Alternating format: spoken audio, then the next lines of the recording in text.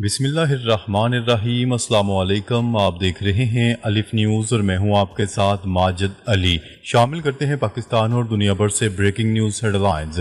قطر کی یورپ کو دو ٹوک دھمکی، گیس بند کر دی تو یورپ کی سانس بند ہو جائے گی۔ قطر نے پہلی بار یورپی یونین کے خلاف سخت موقف اختیار کرتے ہوئے دو ٹوک انداز میں دھمکی دی ہے کہ اگر یورپ نے قطر پر زبردستی اپنے ماحولیاتی قوانین لاگو کرنے کی کوششیں کی تو ہم تمہاری گیس بند کر دیں گے، اور جب گیس بند ہوگی تو یورپ کی سانس بند ہو جائے گی۔ قطر کا مزید کہنا تھا کہ ہم کسی کے غلام نہیں۔ انہوں نے کہا ہے کہ تمہارے قوانین جیسے میتھین اخراج کی نگرانی، کاربن فٹ پرنٹ اور دیگر شرائط ہمیں قبول نہیں۔ اگر تم باز نہ آئے تو ہم اپنی سپلائی روک دیں گے۔ یورپ پہلے ہی روس سے گیس بند ہونے کی مار جھیل رہا ہے، اور اب اگر قطر بھی سپلائی روک دے تو موسم سرما میں یورپ کی فیکٹریاں بند اور ہیٹنگ بل آسمان پر اور عوام سڑکوں پر ہوں گے۔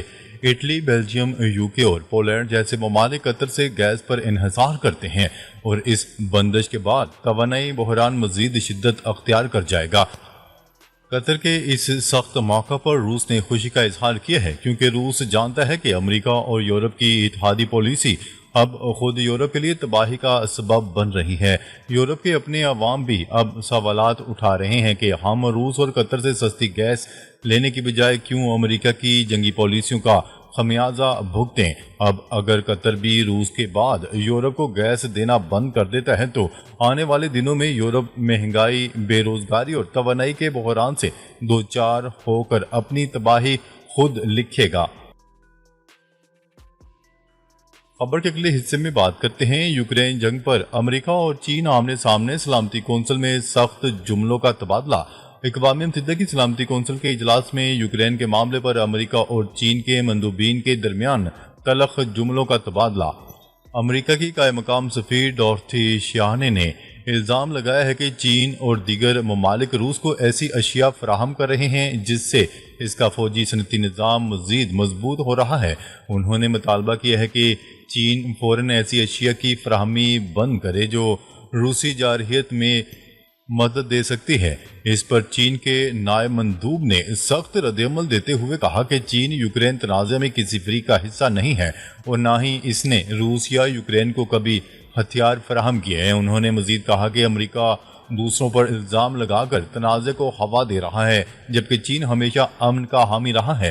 چینی وزارت خارجہ نے بھی گزشتہ ہفتے اپنے بیان میں کہا تھا کہ چین غیر قانونی یک طرفہ پابندیوں اور امریکہ کی جانب سے بیرونی ممالک کو کنٹرول کرنے کی کوششوں کو مکمل طور پر مسترد کرتا ہے۔ یہ کشیدگی ایسے وقت میں بڑھی ہے جب یوکرین جنگ کے اثرات عالمی سیاست پر گہرے پڑ رہے ہیں، اور امریکہ روس کو تنہا کرنے کے لیے چین سمیت اس کے تمام معاشی اتحادیوں پر دباؤ ڈال رہا ہے۔ خبر کے اگلے حصے میں بات کرتے ہیں اسرائیل نے اپنے انٹیلیجنس آفیسرز کے لیے اسلامی اور عربی تعلیم کو لازمی قرار دے دیا۔ اسرائیلی ڈیفنس فورسز نے اس بات کی تصدیق کر دی۔ اسرائیلی ڈیفنس فورسز نے اپنی انٹیلیجنس ٹریننگ میں بڑے پیمانے پر تبدیلیوں کا اعلان کیا ہے، جس کے تحت اب اسرائیل کے تمام انٹیلیجنس افسران کے لیے عربی زبان اور اسلامک سٹڈیز کو لازمی قرار دیا گیا ہے۔ آئی ڈی ایف نے جیوش نیوز سنڈیکٹ کو اس خبر کی تصدیق کرتے ہوئے بتایا ہے کہ یہ تبدیلیاں 7 اکتوبر 2023 کے آس پاس ہونے والی انٹیلیجنس کی ناکامی کے جواب میں کی گئی ہیں۔ یہاں سوال پیدا ہوتا ہے کہ اسرائیل نے اس طرح کی بڑی تبدیلیاں کیوں کی ہیں، تو اس کا جواب یہ ہے کہ طویل مدتی ہدف کو سامنے رکھتے ہوئے مستقبل کے کمانڈروں کے لیے یہ لاہ عمل بنایا گیا ہے۔ اسرائیلی حکام چاہتے ہیں کہ اس کے انٹیلیجنس کمانڈر عربی زبان میں روانی کے ساتھ ساتھ اسلامی ثقافت پر بھی عبور رکھتے ہوں، تاکہ ان کی تجزیاتی صلاحیتیں نمایاں طور پر مضبوط ہوں اور وہ متعلقہ چیزوں کا گہرائی سے مشاہدہ کر سکیں۔ خبر کے اگلے حصے میں بات کرتے ہیں غزہ میں قحط کی صورتحال۔ یورپ میں مصر کے سفارتخانوں کے باہر احتجاج، رفح کراسنگ فوری کھولنے کا مطالبہ۔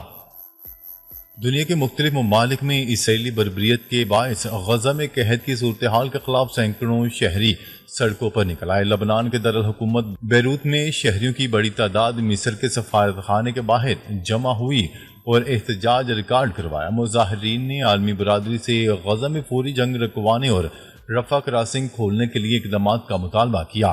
ادھر یورپ کے مختلف ممالک میں بھی مصری سفارت خانوں کے سامنے احتجاج کیا گیا، جہاں مظاہرین کی جانب سے غزہ اور مصر کی سرحد رفح کراسنگ کھولنے کا مطالبہ کیا گیا۔ اسی طرح فن لینڈ کے دارالحکومت میں مصری سفارت خانے کے داخلی راستے پر احتجاجاً سرخ رنگ کا سپرے کیا گیا۔ نیدرلینڈ کے شہری دی ہیگ اور جرمنی کے شہر ہیمبرگ میں بھی مظاہرے کیے گئے۔ ڈنمارک کے دارالحکومت کوپن ہیگن میں احتجاج پر مصری سفارت خانے نے دروازے بند کر دیے۔ فلسطینی پرچم تھامے مظاہرین غزہ کے لیے رفح بارڈر کھولنے کا مطالبہ کر رہے تھے۔ خبر کے اگلے حصے میں بات کرتے ہیں کمبوڈیا اور تھائی لینڈ جنگ بندی پر رضامند ہو گئے ہیں، ڈونلڈ ٹرمپ کا دعویٰ۔ امریکی صدر ڈونلڈ ٹرمپ نے دعویٰ کیا ہے کہ کمبوڈیا اور تھائی لینڈ جنگ بندی پر رضامند ہو گئے ہیں۔ اپنے بیان میں انہوں نے کہا ہے کہ کمبوڈیا اور تھائی لینڈ نے فوری ملاقات پر اتفاق کیا ہے تاکہ جنگ بندی کا جلد از جلد حل نکالا جا سکے۔ دونوں ممالک فوری امن چاہتے ہیں۔ ان کا کہنا تھا کہ دونوں ممالک امریکہ کے ساتھ تجارتی میز پر واپس آنے کے لیے بھی تیار ہیں۔ بولے کہ جب امن قائم ہوگا تو میں کمبوڈیا اور تھائی لینڈ کے ساتھ ہمارے تجارتی معاہدے مکمل کرنے کا منتظر ہوں۔ امریکی صدر نے مزید کہا کہ میں پاکستان اور بھارت کے درمیان جنگ بندی میں کامیاب ہوا، اسی طرح کمبوڈیا اور تھائی لینڈ کے درمیان بھی جنگ بندی کے دوران پاک بھارت جنگ بندی یاد آئی۔ انہوں نے کہا ہے کہ جنگ کے دوران صرف انسانی جانوں کا ضیاع ہوتا ہے اور کچھ نہیں۔ لڑائی کرنے والے ممالک کے ساتھ کبھی تجارت نہیں کریں گے۔ خبر کے اگلے حصے میں بات کرتے ہیں اٹلی سے غزہ امداد لے کر جانے والے بحری جہاز پر اسرائیلی فوج نے قبضہ کر لیا۔ الجزیرہ کے مطابق اسرائیل کی فوج نے فریڈم فلوٹیلا کے امدادی جہاز ہنزلہ پر قبضہ کر لیا ہے اور غزہ کی پٹی پر اسرائیلی محاصرے کو توڑنے کی کوشش کے الزام میں جہاز کے عملے کے 21 ارکان کو گرفتار کر لیا گیا۔ ہنزلہ نامی امدادی جہاز اٹلی سے بچوں کے لیے خوراک اور ادویات لے کر روانہ ہوا تھا، جس پر سوار 21 رکنی عملے میں ڈاکٹرز، امدادی رضاکار اور ارکان پارلیمنٹ سوار ہیں، جبکہ فرانس سے منتخب یورپین پارلیمنٹ کی رکن ایما فروریو بھی اس امدادی جہاز پر سوار ہیں۔ ایما فروریو نے گرفتاری سے قبل فون پر کہا، اسرائیلی فوجی آ گئے ہیں، ہم فون سمندر میں پھینک رہے ہیں، جلد ملاقات ہوگی۔ فریڈم فلوٹیلا کولیشن نے عزم ظاہر کیا ہے کہ غزہ میں فاقہ کشی پر مجبور فلسطینیوں تک امداد پہنچا کر رہیں گے۔ فریڈم فلوٹیلا نے بتایا کہ ہنزلہ جہاز کو غزہ سے 40 سمندری میل دور بین الاقوامی پانیوں میں اسرائیلی فوج نے زبردستی روکا۔ فورسز نے رات کے 12 بجے کے قریب جہاز پر قبضہ کر لیا اور تمام مواصلاتی نظام بند کر دیے۔ اتحاد کا کہنا تھا کہ اسرائیلی فوج نے بین الاقوامی سمندری قوانین کی خلاف ورزی کی ہے اور غیر مسلح جہاز کے مسافروں کو اغوا کر لیا ہے اور سامان ضبط کر لیا گیا ہے۔ جہاز میں 12 ممالک کے 21 کارکن سوار تھے۔ خبر کے اگلے حصے میں بات کرتے ہیں غزہ جنگ بندی معاہدہ کسی بھی وقت ہو سکتا ہے، امریکی وزیر خارجہ کا نیا بیان سامنے آ گیا۔ امریکی وزیر خارجہ مارکو روبیو کا کہنا ہے کہ صدر ڈونلڈ ٹرمپ کے خصوصی ایلچی اسٹیو وٹکوف غزہ جنگ بندی معاہدے کے لیے مذاکرات پر کئی ہفتوں سے دن رات کام کر رہے ہیں۔ قطری نشریاتی ادارے الجزیرہ کی رپورٹ کے مطابق امریکی وزیر خارجہ مارکو روبیو نے فاکس نیوز کو دیے گئے اپنے انٹرویو میں کہا کہ اسٹیو وٹکوف نے غزہ جنگ بندی معاہدے کے لیے بہت کام کیے ہیں اور وہ اس تک پہنچنے کے قریب ہے۔ مارکو روبیو نے فاکس نیوز کو بتایا کہ ہم پر امید ہیں کہ اب کسی بھی دن غزہ جنگ بندی معاہدہ ہو جائے گا، جس میں کم از کم آدھے یرغمالیوں کو رہا کر دیا جائے گا۔ معاہدے کی 60 روزہ مدت کے دوران باقی یرغمالیوں کی رہائی ممکن بنائی جائے گی۔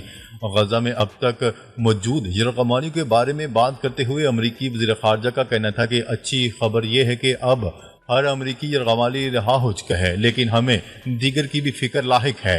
مارکو روبیو نے مزید کہا کہ غزہ میں جو کچھ ہو رہا ہے اس کا ایک بہت آسان حل یہ ہے کہ تمام یرغمالی کو رہا کرو اور ہتھیار ڈالو تو حماس کے لیے جنگ ختم ہو جائے گی۔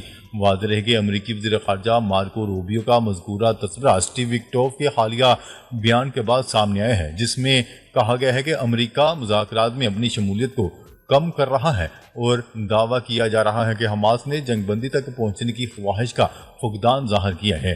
ناظرین، اب تک کے لیے اتنا ہی۔ مزید خبریں لے کر بہت جلد آپ کی خدمت میں حاضر ہوں گے۔ تب تک کے لیے اپنا خیال رکھیے گا۔ اللہ نگہبان۔